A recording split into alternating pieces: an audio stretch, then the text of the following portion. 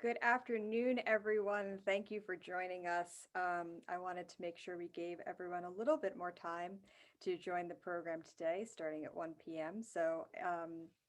With that in mind, I will start off and welcome you to our 2G panel from the Holocaust Awareness Museum and Education Center. We're happy to have you here. My name is Ruth Almy. I'm the program director. Um, at this point, I really would like to hand it off to our moderator for this panel and let her and the panelists take it away. So, Jeanette, the floor is yours. Hello, thank you very much, Ruth. And I'd like to thank everyone that has joined us today. I have the honor of introducing you to a dear friend of mine, Jeffrey Strauss. Jeff graduated from Central High School in the same class as my brother. He started at Temple University, but completed his bachelor's degree at Philadelphia University in business management. Jeffrey lives in Roxborough with Stephanie, his wonderful wife of almost 5 years. Jeff will now tell you about his mother's experiences.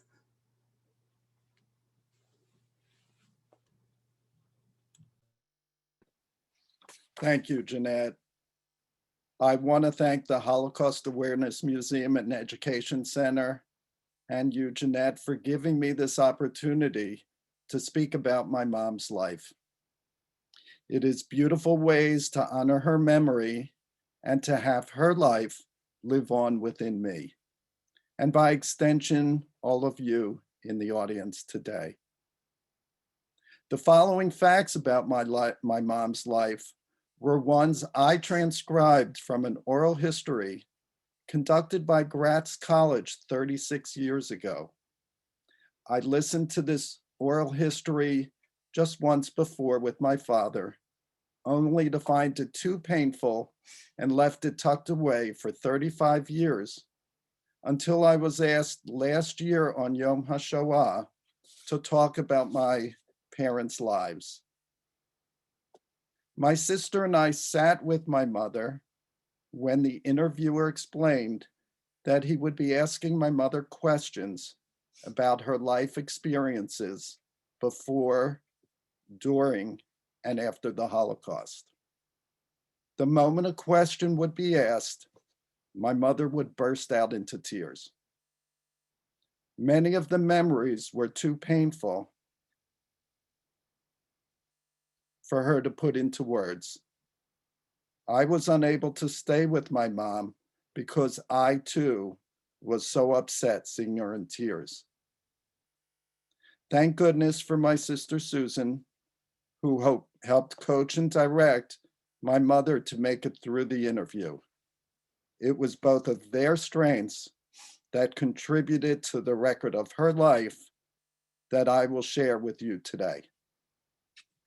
On the screen, I see my name and my mom's name. I'm not sure if that's what should appear at this point in time. That's what's on there. Oh, here comes the picture. What I did was to painstakingly listen to my mother's recording so that I could recount the Holocaust history of my mom's life as she answered those questions that day in 1985. The oral history is now housed at the Holocaust Awareness Museum in Washington, D.C. I also want to thank my nephew David and his girlfriend Trista, who downloaded the tape to my phone so I could easily access it, listen to it, and transcribe it. Growing up, I was acutely aware that my mom was a Holocaust survivor. There were small mentions of things. If you left food on your dinner plate or a scrap of chicken left on the bone, my mom would say she would have been glad to have that in concentration camp. My sister said the same when she ate an apple down to its core. My mother would say that she would have been glad to eat that apple core in concentration camp. I was advised by my dad and a cousin of my mom's how hard her life was and how much worse off she was compared to her plight or their plights. I was left not to ask and began the process to inquire after I got older and joined a group in Philadelphia called Sons and Daughters of Holocaust Survivors. To speak about my mom's life is to think of the robust life she lived, raising our family, contrasted with the dark period of her life during her youth and young adult life. Mom was the only child born to Jacob and Antonio Cohn in a small town 40 miles outside of Vienna, Austria in 1923. Mom's parents owned a general store in the town of 250 families with a population of 700 inhabitants. Her family was the only Jewish inhabitants. The picture that you see is from a trip my sister and I and her family took to my mom's hometown, and that's a picture of the house and what it looked like in 2004. With us in the picture is my mother's first cousin, Kurt Cohn. Mom did not speak of many friends in her hometown and remained close with her mom, helping her run the family business when not in school. The synagogue and cemetery were 8 miles away in a town known as Misselbach. Mom went to Hebrew school one day a week after public school.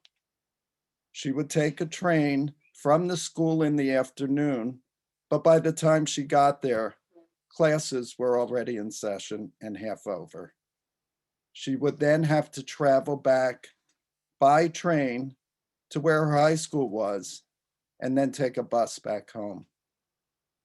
The family was not religious and not kosher, but her mom would light the Shabbat candles every Friday evening. On a trip to my mom's hometown in 2004, my sister and I and family visited the Jewish cemetery where mom's relatives are buried. It is no larger than a small backyard, and the key to the gate was kept at a caretaker's home across the street from the cemetery. The general store my mom's parents owned was part of their home in the town of Schrick, Austria. Her father, Jacob, died in 1932 from what mom said was blood poisoning due to a cut and an infection he suffered from broken glass. Today, something of that nature would be treated by antibiotics. The store continued to be operated by her mother, Antonio, with assistance by her maternal grandfather, who was now living with them. Mom spoke very fondly of Sunday visits from her aunt and uncle, coming by horse and buggy from their neighboring town. This aunt and uncle and other relatives of my mom's are the ones responsible for sponsoring my mother's immigration to the United States. In March of 1938, Germany invaded and annexed Austria. Mom was 15 years old and remembers her mother and grandfather being forced by gunpoint by a man named Albert from the SS. They were accompanied to the Burgermeister's, known as the mayor's office, and sell the house and business. Mom was left home alone, and she said she endured such fear until they returned home. This began my mother's dark period in her life, which she endured for the following 7 years, until her liberation from Bergen-Belsen concentration camp. Her mom, and her grandfather were relocated to the 2nd District on Leopold Street in Vienna. They lived in an apartment that was occupied anywhere from 11 to 30 people at one time. The apartment normally housed a family of 4. Mom was so scared until the mailman came. That is how people were notified when to report to the Judenplatz, the gathering place for deportation. She said that when there was no notice of them coming in the mail, a stone was lifted off of her heart. She was lucky to remain in this ghetto in Vienna for just over 4 years. Mom said that it was because of a man named Aiken Rado that they were able to remain in Vienna for 4 years until 1942.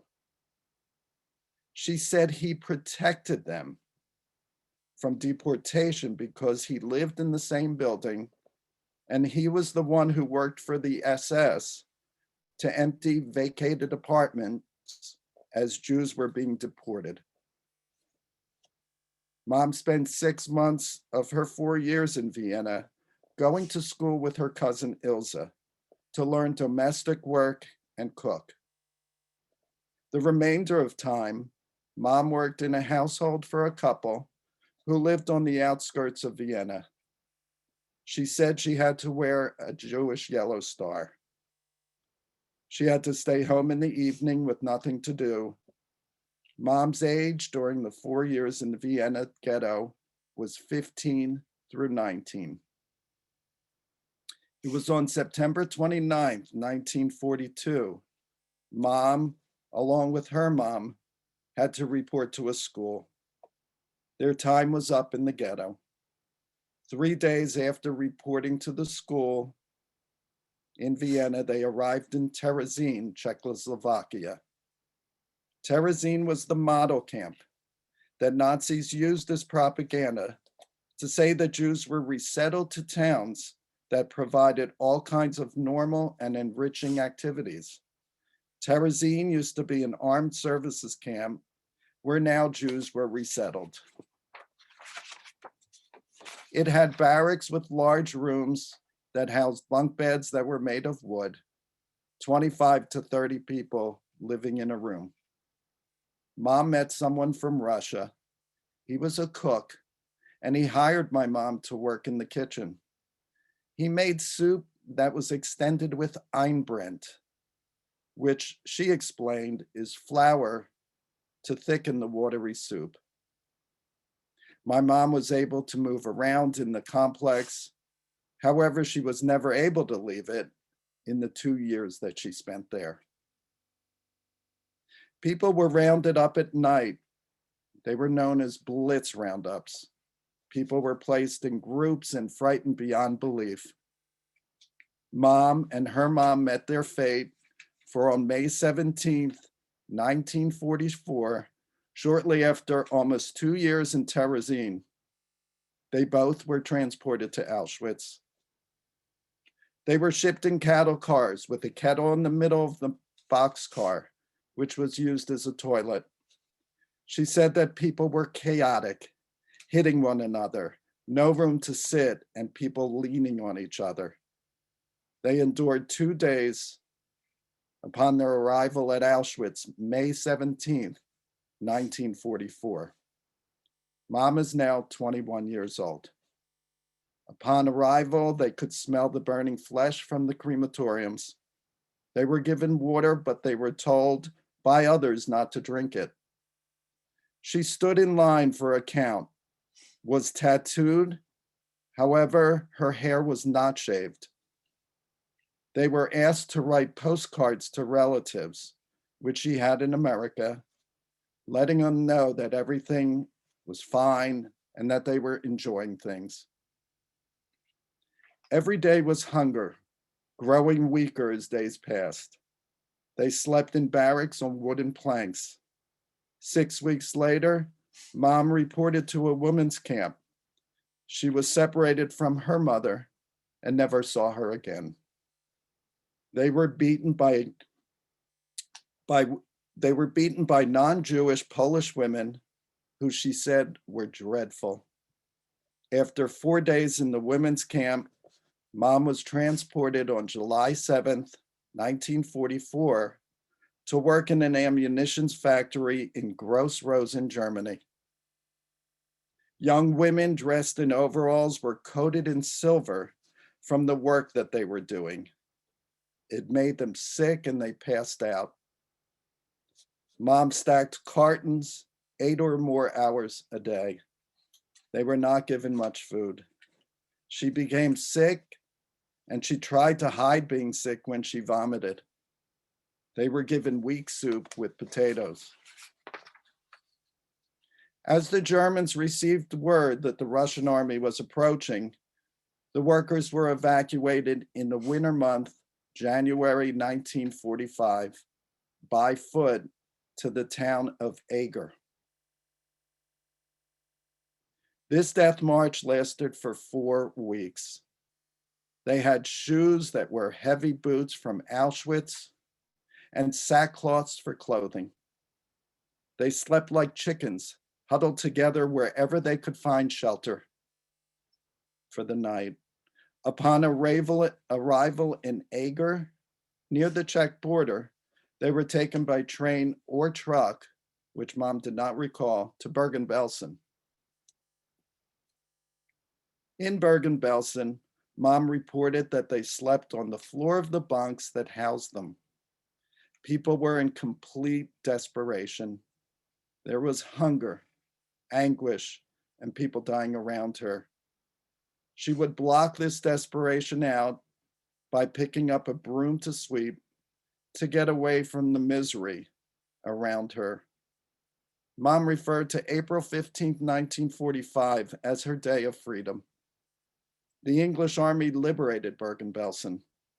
She could hardly walk, was barely hanging on to life. The army tried to feed the survivors, but they could not digest the food. They were sick with dysentery, lice, typhus, and complete malnutrition. Mom was taken to a hospital for recuperation. She said it was the first time she looked into a mirror since 1942, 3 years earlier. Mom said she was ashen and gray, thin, and weighed 80 pounds.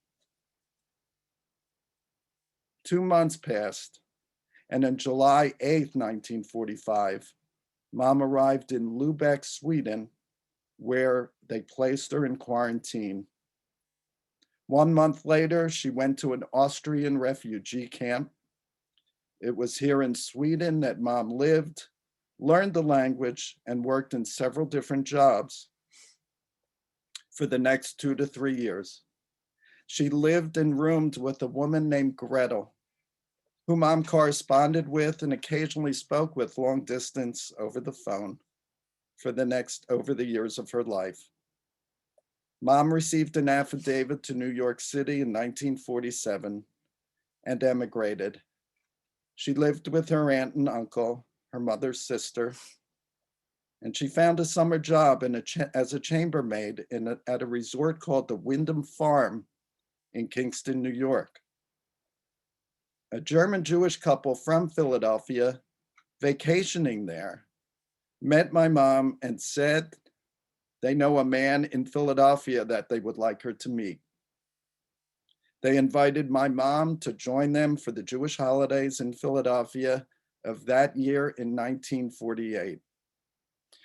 What you probably are seeing right now on the screen is the certificate of authorization or naturalization from my mom. And if you quickly read through it, you'll see that it mentions the tattoo that's on my mother's left arm, A4078.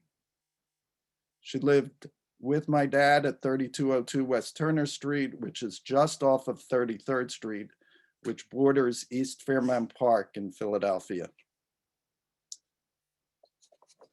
The couple that introduced my parents in 1947, and like I said, up at this resort in the Poconos, they introduced them, and Hanukkah of that year, my parents made a verbal agreement to marry. They were married in Philadelphia by a rabbi with 2 witnesses the following February. The most glaring theme in my mom's oral history is the fact that she always sought out work. She needed to always keep busy. It was her way of coping of so much pain that she chose not to dwell on it. She relished life and the joys that it provided, despite extreme amount of despair that she suffered and the amount of death and loss that she witnessed. She was not embittered by this experience and was the sweetest and kindest person I know, and that many others who knew her and met her would attest to. In her other tearful request that she said in the oral history interview conducted in 1985, she said, "People should know this really happened." And I will let her say that in her own words. You and I are gone. What would you want them to know about this? We haven't talked about. I would like them to believe that this was true, that I went through it.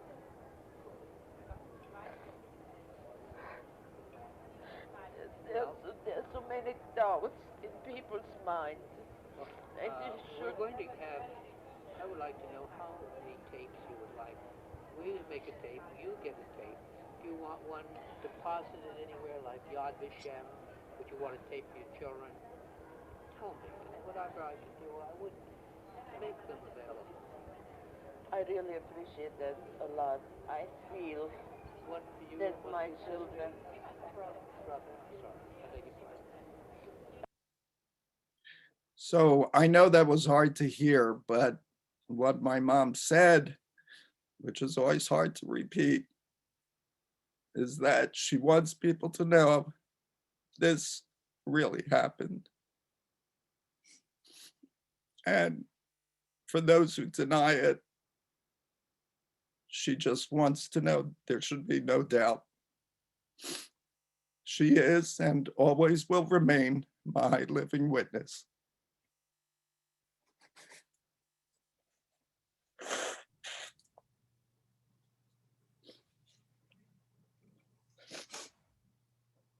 Thank you. Thank you very much, Jeff. Appreciate. What I wanted to mention is that if anybody has any questions, please place them in the Q&A. And after our next speaker, we'll be able to address those questions. Okay. It is my pleasure to now introduce to you my good friend, Tammy Neumann Forstater. Tammy has her math degree from Temple University. Tammy, she has also taught math in San Diego, California, and also here in Philadelphia. Tammy has also worked for various nonprofit organizations. Tammy lives in Wynwood and is married 50 years to Alan. They have 2 children, Daniela and Jonathan. Tammy will now tell you about her mother's experiences.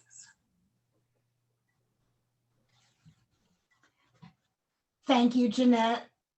And thank you to Ruth Alney and Jeff Quinn of Hammock for supporting Jeff and me as we prepared for our presentations today.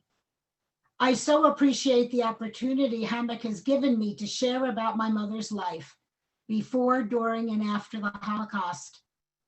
Thankfully, Gratz College and the Shoah Foundation interviewed her in 1983 and 1996, respectively.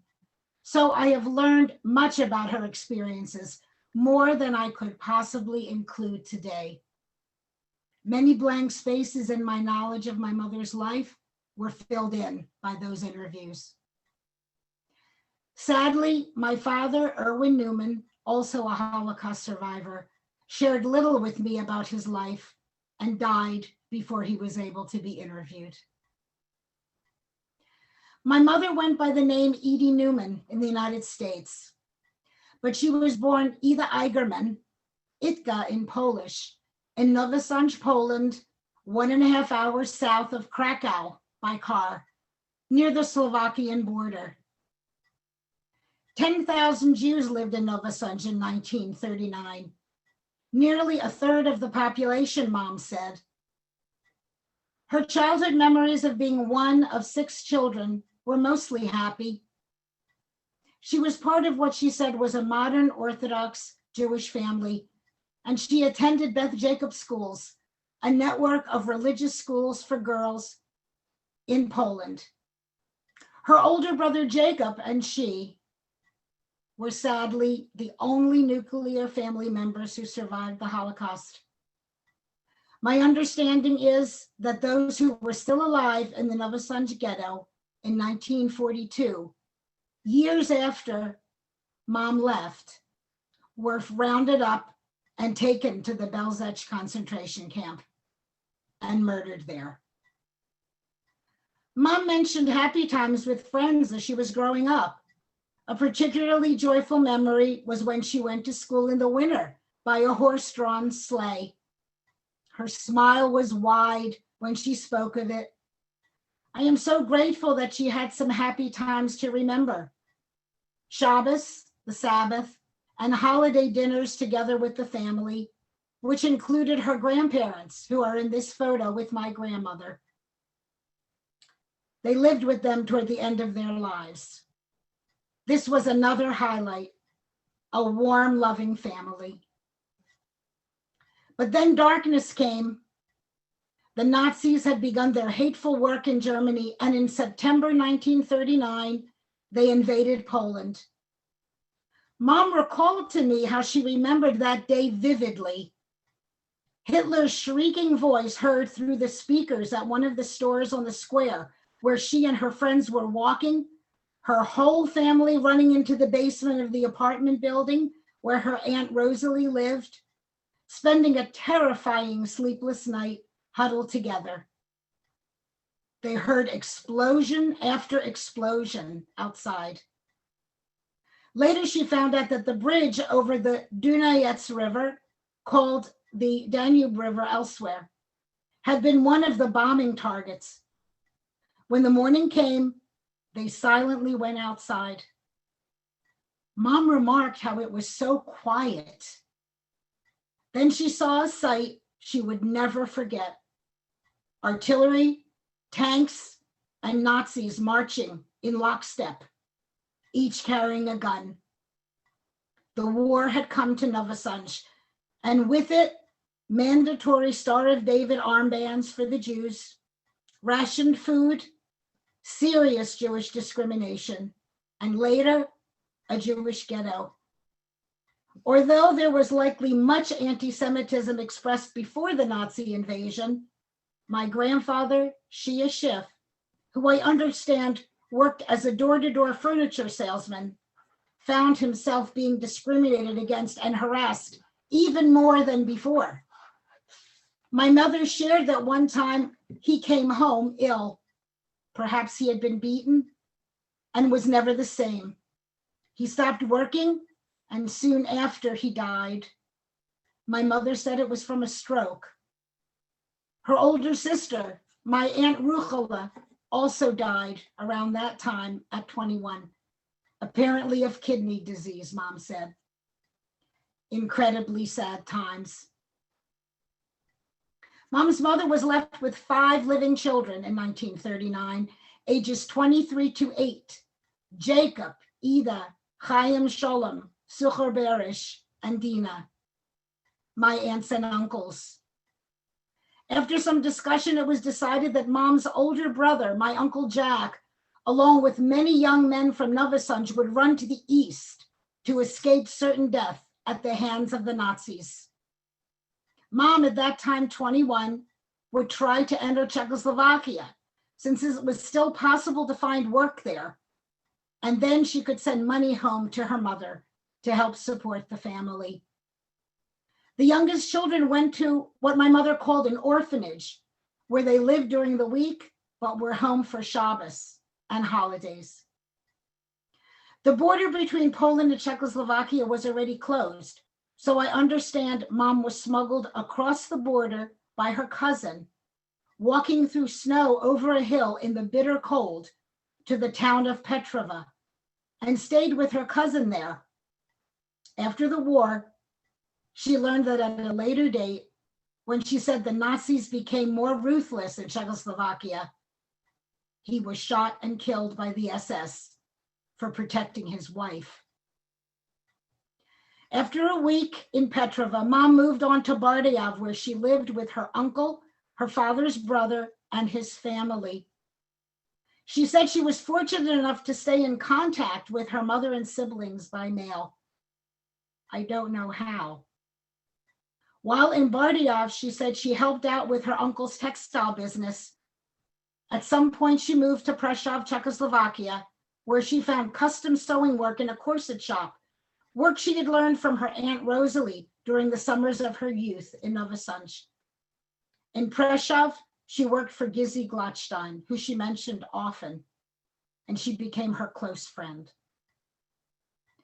Towards the end of 1941, she said all Czech Jews were required by the Nazis to wear Stars of David armbands. Then, on March 21st, 1942, signs went up in Prešov, ordering all unmarried Jewish girls ages 15 to 25 to collect their things and go down the hill to the fire station. From there, they were ordered to go down to the train station where they would be going off to work, to Arbeitscamp, they were told. Little did Mom and the other 998 other young women from various towns in Czechoslovakia know that the train they were eventually transferred to in Poprad, Czechoslovakia on March 25th, 1942, would be bound for Auschwitz, and she would never see her family again. This was the first transport to Auschwitz, arriving there on March 26, 1942, for the express purpose of beginning the final solution of the Jewish question. It was all young women that the Czechoslovak government paid Germany to take, with the promise that they would never be returned. Sold like cattle, it is no surprise that the young women were transported by windowless cattle cars. Tight, Mom said, about 100 girls per car. Dark, no food or water, only a pail to relieve themselves. They were terrified. When they arrived at their final destination about a day later, they were ordered off the train and led to their first intolerable living quarters. This area is now called Auschwitz I.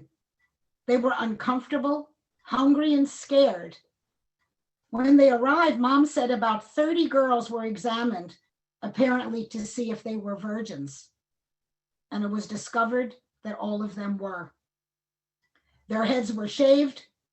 They were forced to bathe in a small, filthy pool of water, given prisoner uniforms, striped dresses, wooden shoes, and tattooed with a number.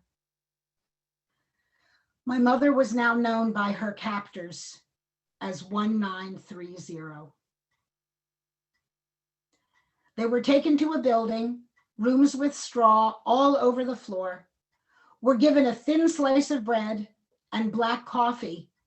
Mom said it was really black water, tasteless, and spent the night shivering. The next day, they were ordered to march about 1.5 miles to Auschwitz II, Birkenau, which was to be Mom's final home in the Auschwitz complex. An abomination surrounded by electrified barbed wire fencing. They were directed to their sleeping quarters, barracks equipped with several dozen 3-level wooden bunk beds covered with straw. They didn't know they would be expected to sleep 6 to a level. The disgusting toilet and washing facilities were in separate buildings. Mom's first work detail was outdoors. She shared with me that they were doing heavy work usually done by strong men. She knew she couldn't survive another winter outside, bitter cold with very little physical protection. Would it be possible for her to somehow get indoor work? Hoping against hope to succeed, she decided to try to seek help from Miss Schmidt, the Czech guard, Kapo in German, in charge of her barrack. She told me that Miss Schmidt was likely a political prisoner.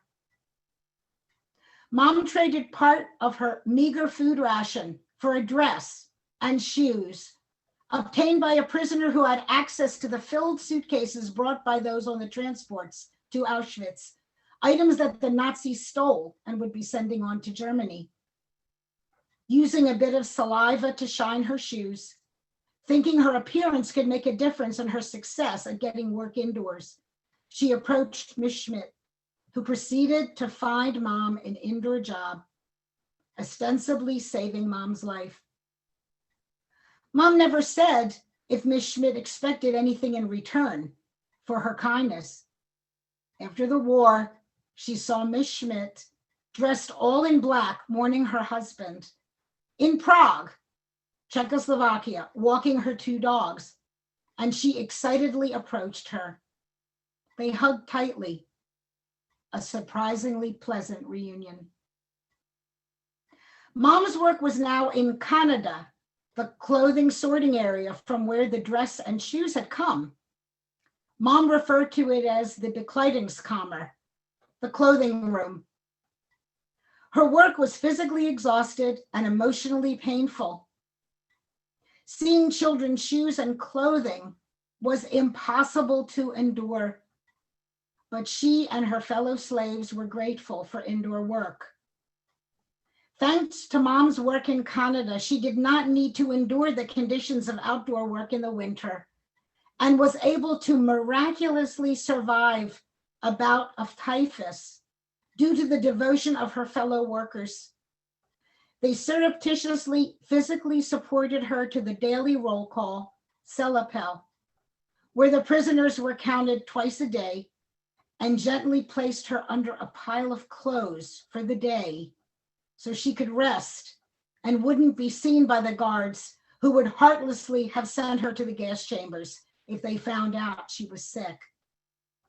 After several days, she was able to resume her work in Canada as usual.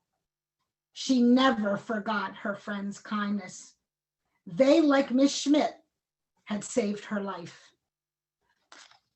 Mom remembered a time that she was able to get extra food for a cousin. Perhaps this time she traded some clothing for slices of bread. When the war was over, her cousin told her that she had helped save her life. Near the end of her time in Birkenau, Mom said she was assigned to work for an older Nazi soldier who kindly left food on his plate when he left his office for the day. Mom was able to supplement her meager diet, usually a watery soup with potato skin and a piece of bread, with his leavings.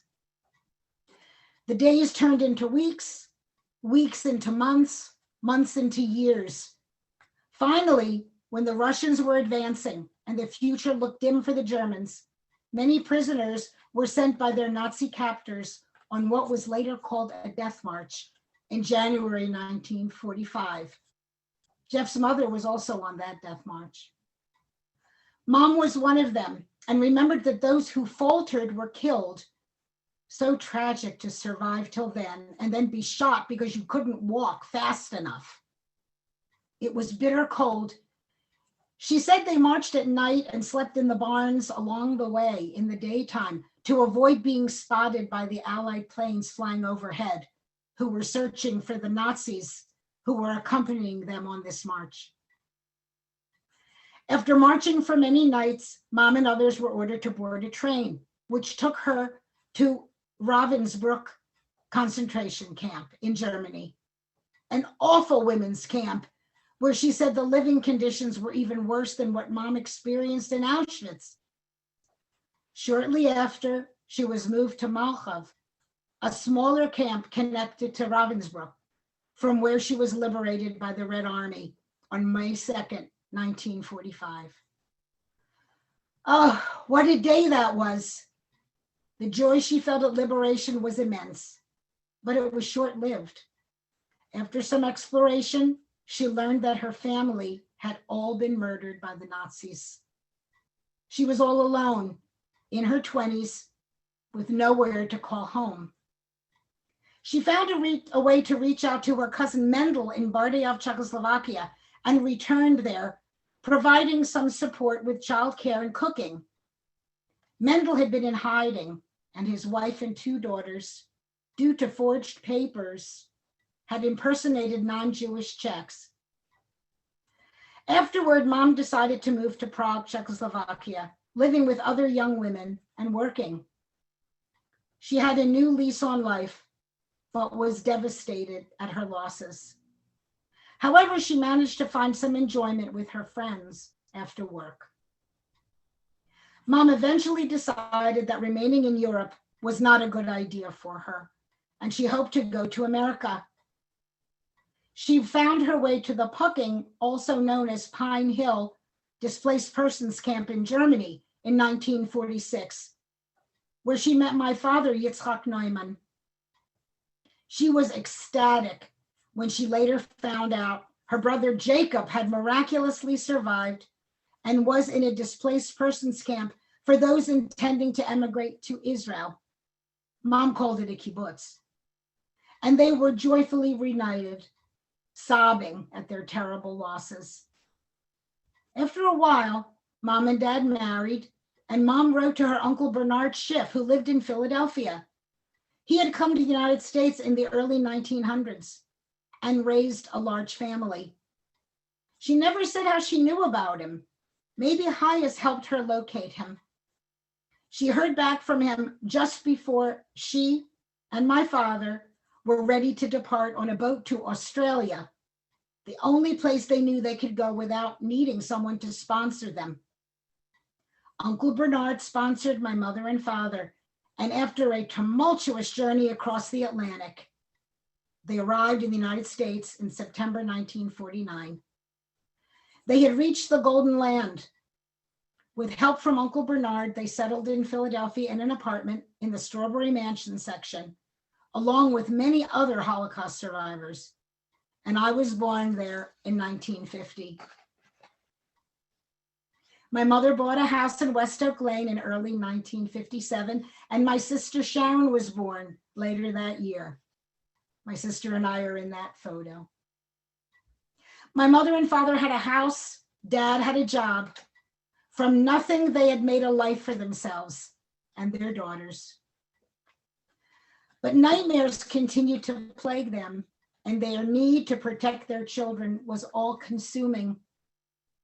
Probably both Mom and Dad had PTSD, post-traumatic stress disorder. It was not a diagnosis then, but most survivors had it.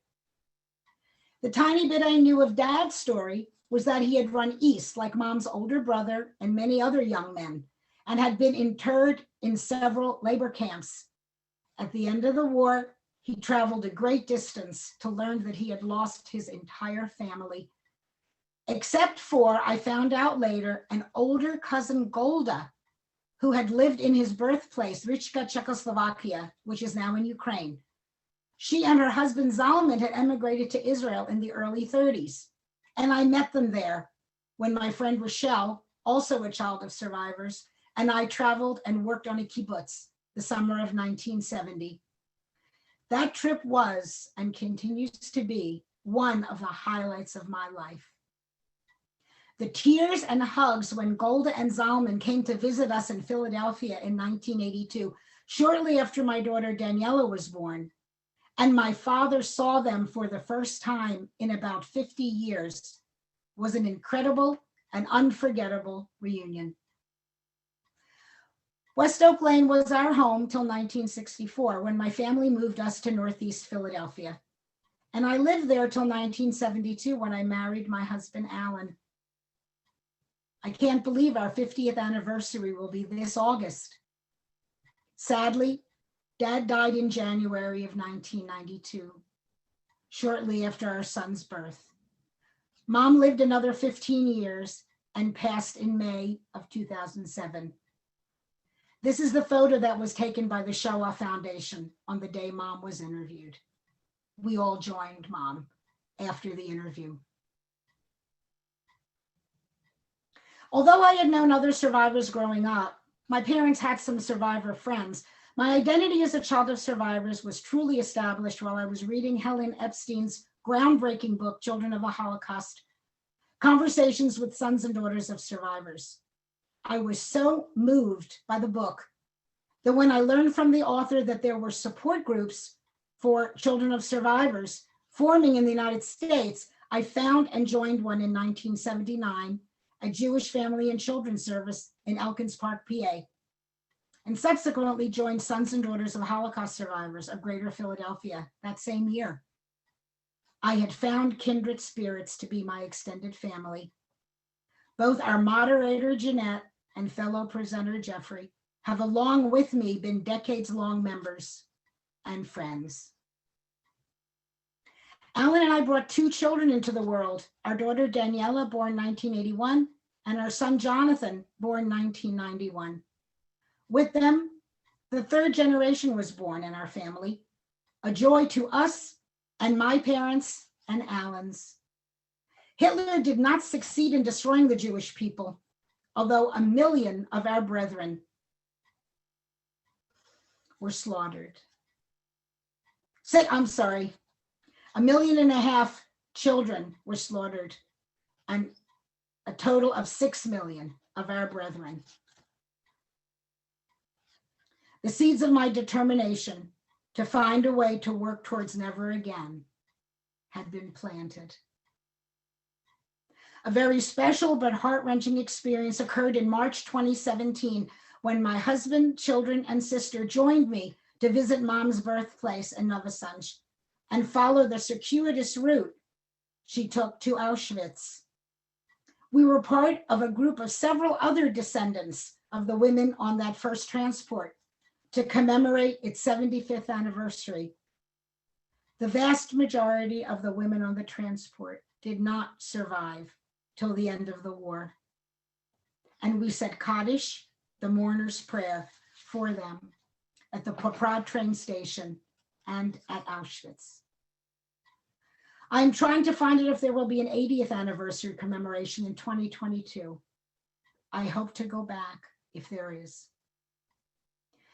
Our trip to Poland and Slovakia in 2017 was led by author and documentarian Heather Dune McAdam. I hope it is okay to plug her wonderful book about the first transport. 999, the first official Jewish transport to Auschwitz. Should you desire to purchase a copy, it's available on Amazon. Heather is also working on a documentary about the transport, hoping that funding for its completion will come through. I thank Heather for providing me with some photos for this presentation.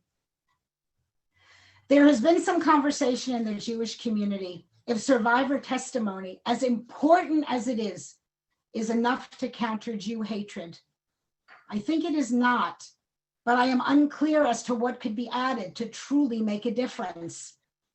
Thankfully, our local Holocaust Awareness Museum and Education Center that is making these presentations available today, Yad Vashem, the United States Holocaust Memorial Museum in Washington, the Shoah Foundation, and many other Holocaust museums and organizations around the United States and the world are bringing Holocaust history to public attention. May we come to a time when all of humankind accepts as equal those different from ourselves, and the world will find love and peace.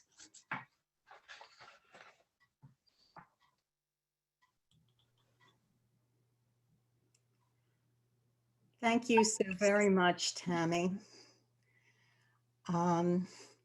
It's touching to hear both you and Jeffrey speak about your mothers.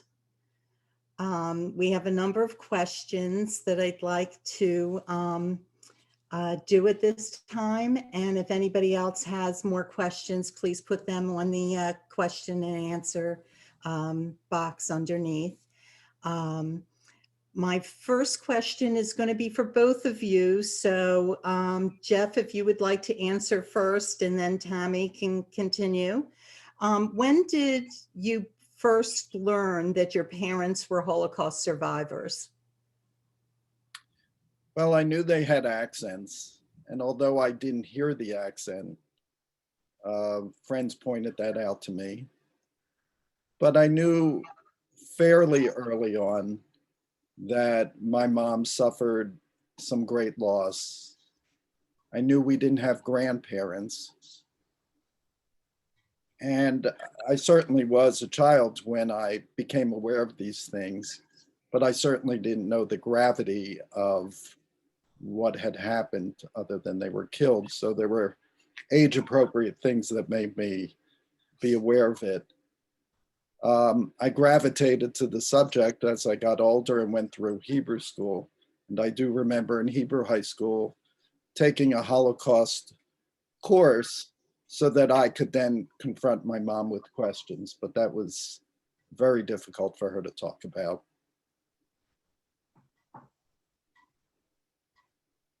Tammy? You know, I feel like I always knew that my parents had been through something horrible. I don't remember exactly a particular moment. I'm guessing that it's very possible that when Mom bathed me and I saw the number on her arm, and I was old enough to speak, to notice it and to speak, that I had asked her about it. And I'm sure she spoke very limitedly about it and said that perhaps she said, and I don't remember that, you know, a bad person had made a tattoo on her arm. I really don't remember. But as I say, I feel like I maybe always knew, like Jeff, I didn't have any grandparents. I didn't have aunts and uncles except for one uncle and no other extended family.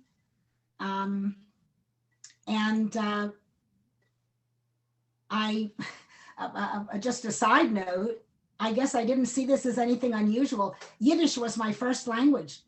And my mother told a funny story about how when I was in first grade, Mom got a call from the teacher saying, would you please tell Tamara, that's my given name, would you please tell Tamara to speak only English in school? The kids don't understand what she's saying.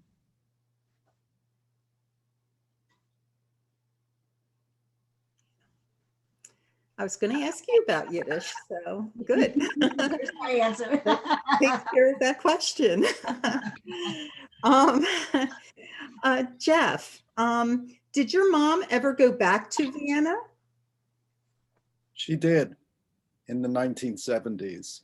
She met up with her first cousin, Kurt Cohn, who was shown in the picture when my sister's family and I were standing in front of my mom's house. He we had the opportunity to spend time with him when we went in 2004, but my mom did go once in the 70s, and that cousin Kurt also came here to visit in the States, but it was just one time. And she did not go to the camps or anything like that.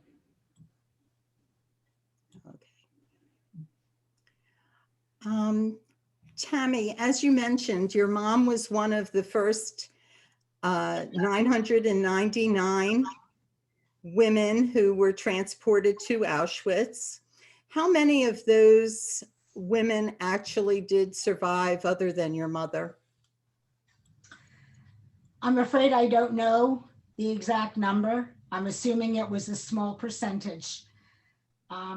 Perhaps when I give this presentation again, which I hope I'll have the opportunity to do, I will get that figure from the book that I shared before, 999, so that I can answer that question correctly. Okay. Great, thank you. Jeff, what was the name of the German Jewish couple that introduced your father to your mother? And did they have any kind of did they continue to see each other after they had introduced them? So their names were Dora and Ernst, Ernest, Sampson, Sampson. And yes, when growing up, we visited them regularly, and they were pseudo aunts and uncles / grandparents. They were a little older than my folks, not that much older, but they were a little older. And yes, they were part of our lives throughout their lives. Also, Jeff, what documentary was your mom in? How can anybody, if they were interested in seeing it, would they be able to?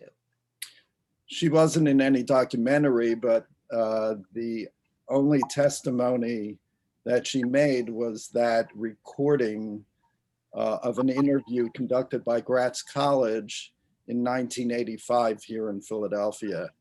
That interview is now housed digitally at the United States Memorial Holocaust Museum in Washington, D.C. And as I mentioned, about a year and a half ago, when I was asked to talk about my mom's life at a Yom HaShoah event at a friend of mine's synagogue in Chester County, they downloaded that tape for me so that I could listen to it and transcribe it. And what I spoke about were actually her words of her experience. I would have never known all that, nor did I remember any of it from when I listened to it 30 some years ago. But that's the only testimony other than little blips that she might have mentioned growing up, but they were far and few between.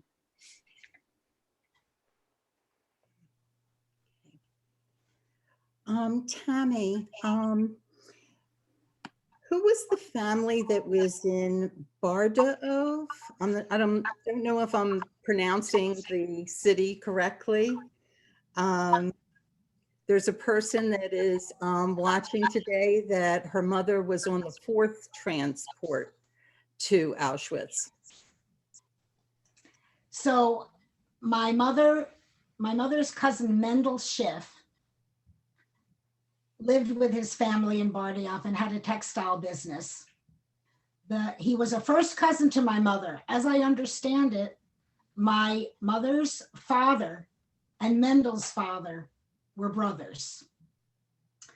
And Mendel, and as I stated in my presentation, he and his wife and children stayed in Bardioff, as I understand it, during the war, Mendel in hiding and his wife and children with forged non-Jewish Czech papers.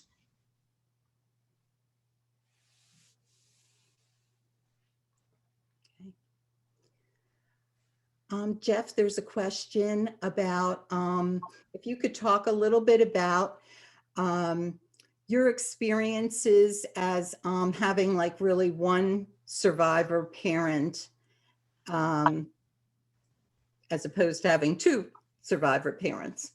Well, actually, both my parents are survivors in the broader sense. We would call anybody who was under any kind of Nazi persecution survivors. My father, though, was able to emigrate from Germany in 1938 or 39. So by comparison, he always said that his life was not nearly as difficult as my mother's experience, but he also had his losses. His 2 sisters and his 3 nephews died in the Holocaust. And that's because the oldest male child from each one of the brothers and sisters' families left in Germany. Some emigrated at the turn of the last century in the early 1900s to America. So they sponsored the oldest male child there were 10 brothers and sisters. So about half of them emigrated here and the other half were in Germany. So they spoke German when they didn't want us to understand what they were saying. I definitely know about that. Yes. Did both of your mothers ever know each other? Tammy? I don't think Jeffrey or I knew that our mothers did know each other. I didn't meet Jeffrey until Sons and Daughters in 79. And this photograph was found by our friend Sylvia Pelta, and she made a copy of it. Her mother had it with her belongings. She made a copy of it for Jeff and myself, and maybe for a couple of the other people whose mothers were in this photograph. This was a photograph taken, as you can see, Fairmount Park, 1954. My mother is the second from the left. Jeff's mother is the second from the right. So obviously they knew one another. And mothers were holding children that were not their own. It's a very funny situation that the children in the mother's laps, those were not their mothers, but it was a very, I'm sorry, Jeff, go ahead. No, please continue. I was just going to say, except for Branka Pelta. Oh yeah, Branka is holding, is that Maureen? Yes. Okay. It just goes to show how, to me, and I think to others, how close-knit the survivor community was when they came to the United States. This was their extended family. This was their family. So their children looked like they were cared for by one another. It was just one big family to help us through the time, help our mothers through the time when they had lost theirs. Jeffrey, please add whatever you'd like to that.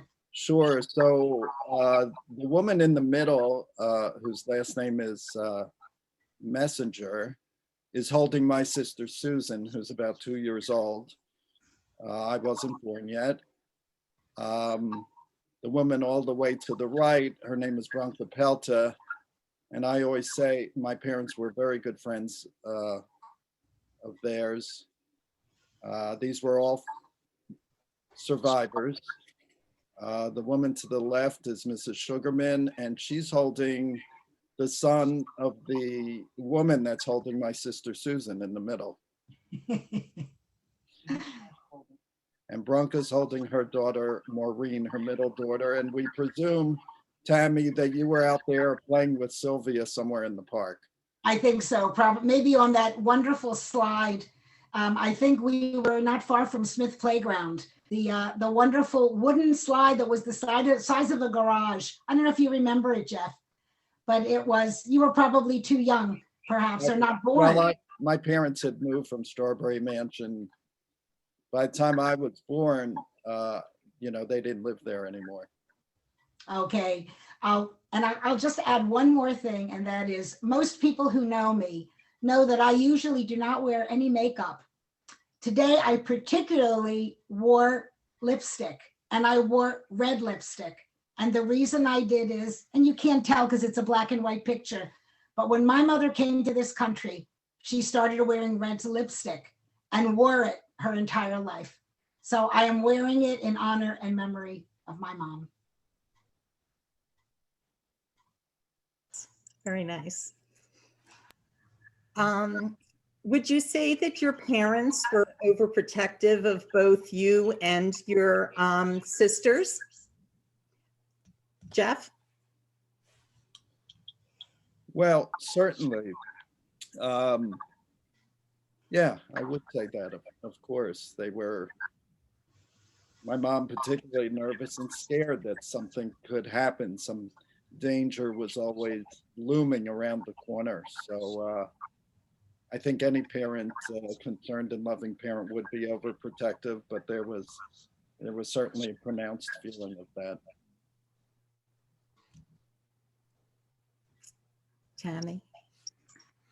My mother recounted to me that sometimes she had nightmares in which the Nazis were coming to get my sister and I, take them away from her. Mom was very, very protective of us. Absolutely understandable. I never realized just how protective she was until when I was 7. And I remember this like yesterday. I came home about an hour and a half late from school. Mom was beside herself. She was terrified. And I had no idea that she would have been so upset, or else even at that young age, I don't think I would have been so late. And another thing that I remember is we never had a conversation when I was in senior year of high school about where I would go to college. It never occurred to me to consider leaving home. I went to Temple, as I think both Jeff and Jeanette did, stayed local. And I think it was in mind that I didn't want them to have me away from home. I didn't want to be away from home. Never spoken, never discussed. So I made a special effort that my children both go away to school, because I know how much it could enhance somebody's experience, but I have no regrets.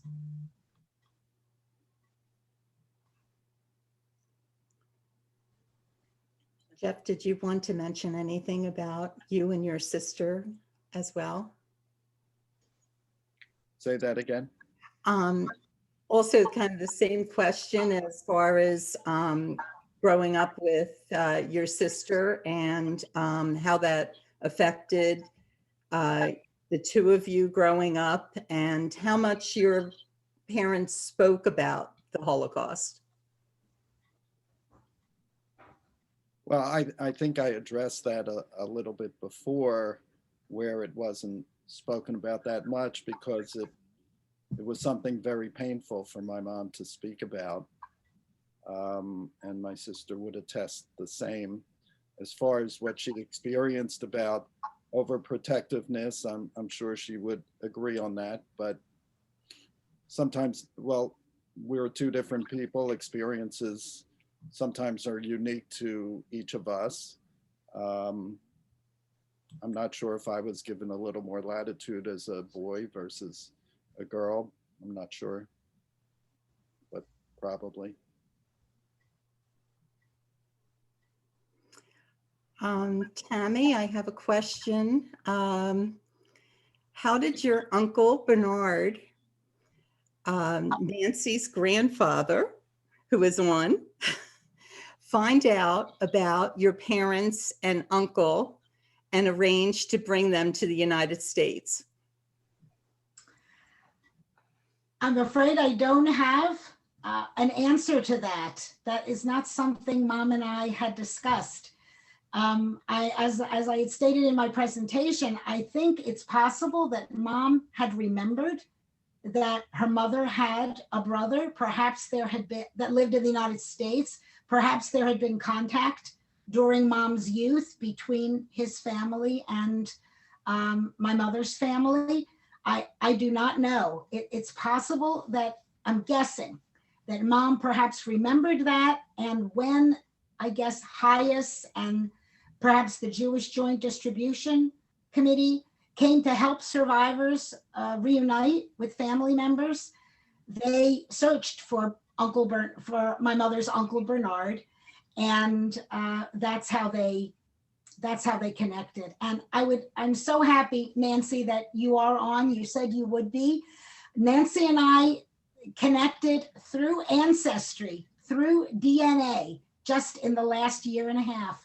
And I was thrilled to connect with her, in particular because of how beautifully Mom spoke about Nancy's mother, Ruth, my mother's first cousin, who, when I was born, Mom said she treated us all so well. She brought a big suitcase full of baby clothes and supplies and what have you. And I think that is why my mother gave me the middle name Ruth. She had connected with Ruth earlier on and chose Ruth as my middle name in memory of Rivka, my father's mother, but used the first initial. So I think that's why I'm Tamara Ruth. It looks like a lot of second generation that are on are agreeing with what both of you were saying about the different kinds of feelings and the different kinds of things that all of us have gone through with our parents. I wanted to ask Jeff if you wanted to mention a little bit about the trip that to the United States Holocaust Memorial Museum that Sons and Daughters of Holocaust Survivors took. Sure. So while I was president of Sons and Daughters, and that was in 1993, I believe. And what you're seeing is a feature that was written by Inga Safran for the Philadelphia Inquirer when Sons and Daughters sponsored a trip to the museum. We had 2 busfuls of children and survivors and parents. The picture on the front of the magazine section of the paper that day on the left side features my mother in the museum where it's shaped like a chimney stack with pictures lined throughout. And to the right, the little picture in the column of script is Mr. Block, their best friends who they met as neighbors when they moved to Mount Airy in 1954. And Mrs. Block, his wife, became like a sister to my mom. They were also a German-Jewish couple. And on the right side is myself and my parents standing outside of the museum.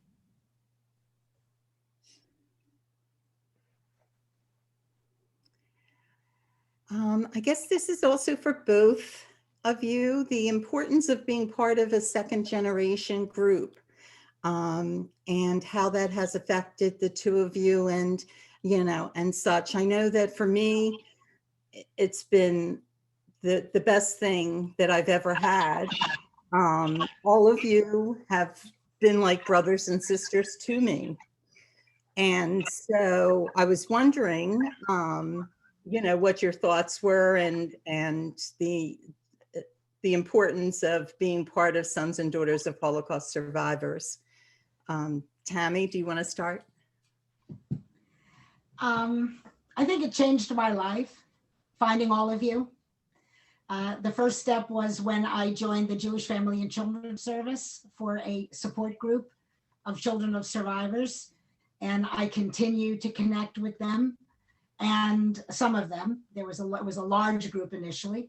And then of course, Sons and Daughters has been so close to my heart for so many years. I feel the same way you do, Jeanette. Sisters and brothers from other mothers. Right. I echo the same that Tammy said. It's a kinship group for me, and we may not talk a lot to one another, but when we do, there's certainly a strong bond that I feel. And you know, the history that we share and our different approaches to life as a result of our parents' experience was something we've always talked about, whether it was through the programs like the intergenerational conferences we had, or that some support groups that Simone Gorko sponsored that enabled me to explore those feelings and share very honestly with other members of the group. And you know, what I found is different for others. What I personally found was the joy that you should get out of life and that it's very precious. But I also grew up with my mother fearing a lot. There was fear in so many decisions and fear to be scared. It was just a overriding look and feeling. It was almost a, you don't know if you should try something new, what would happen. And those were things we were able to process and talk about. And of course, the social aspect of Sons and Daughters was also great. So lifelong friends, I'm grateful. I know that there was a question if the 2 of you would be interested. Of course, this, I would imagine, is after COVID is completed. And would you be interested in taking your information and telling about the experiences of your mothers in schools like middle school or religious school classes? I would, yes. I know that my sister and I, well, she already started working on a PowerPoint presentation. So we have spoken about collaborating and doing this. The pandemic has certainly limited some of that, but we plan to continue and do that. That's our ultimate goal. So this is just a building block on that. Mhm. And Tammy, you and I, we have our third generation. And I know you spoke about your children during your talk. How do you feel about, them moving forward and, representing the third generation? Thanks for that question, Jeanette. Most recently, Daniela, my daughter, mentioned that she had joined, I think, the third generation, either, I guess it's the Philly group. And I'll have to check with her to confirm that, but she definitely has an interest.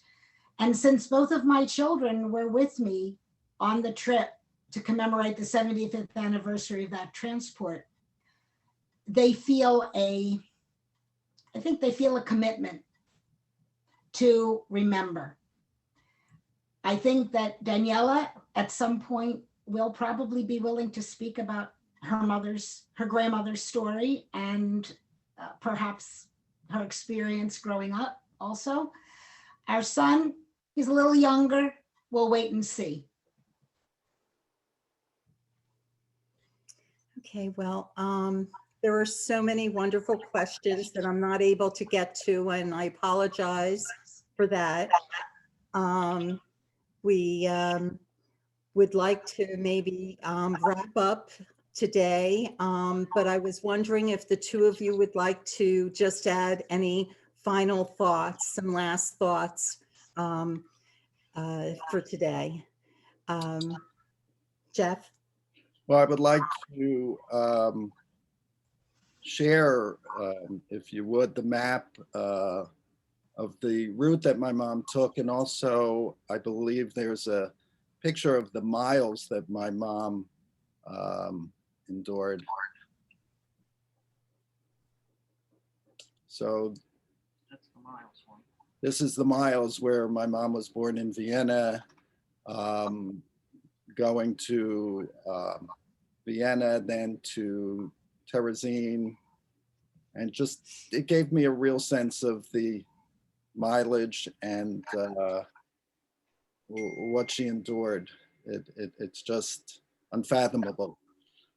And the other picture that a third generation group, a 3G person made for us at the 3G group in Miami. Here she is, Julie Post. Her name is Julie Pereski, if I've gotten that right. So I want to thank her very much. Made this map, which shows from, we'll say, Vienna to Terezin and Auschwitz, Gross Rosen, and then up to Bergen-Belsen, and eventually to Sweden, where my mom ended up before emigrating. So I just really happy to see this map. It's the first time that I was able to share this with presentation. And want to thank you for the opportunity for asking me, and thank my fellow presenter, Tammy, for sharing this with us. It's been quite a bonding experience. I would like to reiterate what Jeff said. Yes, it's been a wonderful bonding experience. Jeff, it was great to share this with you. Jeanette, the fact that you chose me and Jeanette, me and Jeff to give a presentation today I'm very honored, and I know Jeff is also, and very, very thankful to Hammock for giving us this opportunity, to Ruth, to Jeff. And thank you to all those who are attending today and have heard our stories.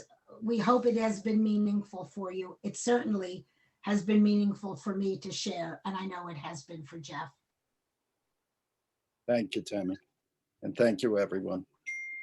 Thank you so much to our panelists and our moderator. We're so excited that so many of you joined us today. I thought this was a wonderful presentation. If anyone has further questions for Jeff, Tammy, or Jeanette, if you email info@hammock.org, HAMEC.org, we can pass on any question you might have to any of our speakers today, and hopefully we can try and get you in contact. And I see that Jeff has put our email in the chat, so there it is. And so on that note, thank you again, everyone. Enjoy the rest of your Sunday. Thank you for joining us. And as a reminder, all of Hammock's programming is supported by you, our generous supporters. We could not do it without you. If you go to our website, we're always happy to accept support to put on more programming like this. Thank you very much, everyone. Have a great day.